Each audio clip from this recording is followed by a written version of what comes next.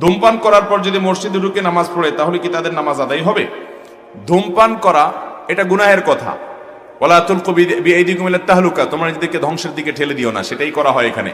নিজের ক্ষতি করা হয়, নিজের ধ্বংস টেনে আনা হয়, এটা নাজায়েজ এবং গুনাহ, এরপরে কোনো সন্দেহ নেই। কিন্তু ধূমপান করলে সেই ব্যক্তি মসজিদে আর যাবে না, ব্যাপারটা এরকম না। সে পরিষ্কার করে মুখের দুর্গন্ধ দূর করে ভালো করে কুলি করে মেসওয়াক করে ব্রাশ করে তারপরে মসজিদে যাবে।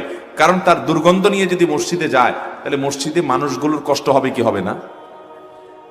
আপনারা রাগ করিয়েন না,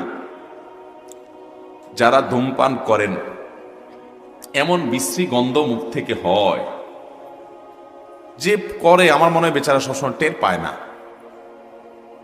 অনেক সময় দেখা যায় এরকম ধূমপানকারীদের আশেপাশে থাকলে মনে হয় যে এই বেচারার সাথে না থেকে একটা নর্দমার ড্রেন থাকতো ময়লা আলা, সেটাও ভালো ছিল।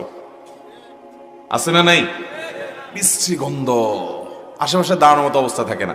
নবী করিম সাল্লাল্লাহু আলাইহি ওয়াসাল্লাম বলেছেন, তাতাআজ্জাল মালায়েকা বিমা ইয়াতাআজ্জা বিহি বনু আদম, মানুষ যেসব গন্ধের কারণে কষ্ট পায় ফেরেশতারা ওইসব গন্ধের কারণে কষ্ট পায়। এজন্য মসজিদে কাঁচা পেঁয়াজ খেয়ে যেতে নিষেধ করা হয়েছে হাদিসে, কারণ কাঁচা পেঁয়াজের কারণে মুখে দুর্গন্ধ হয়। রান্না করাটা খেয়ে যেতে পারেন, ভাজাটা খেয়ে যেতে পারেন, কাঁচাটা খেয়ে মসজিদে যাবেন না। তার মানে কাঁচা খাওয়ার পরে দুর্গন্ধ মুখে থাকলে ওটা দূর করে তারপরে মসজিদে যাবেন। অতএব ধূমপানকারী মসজিদে যাবে, কিন্তু ধূমপান করার পর এটা পরিষ্কার করে তারপর যাবে, আর ধূমপান ছেড়ে দেয়।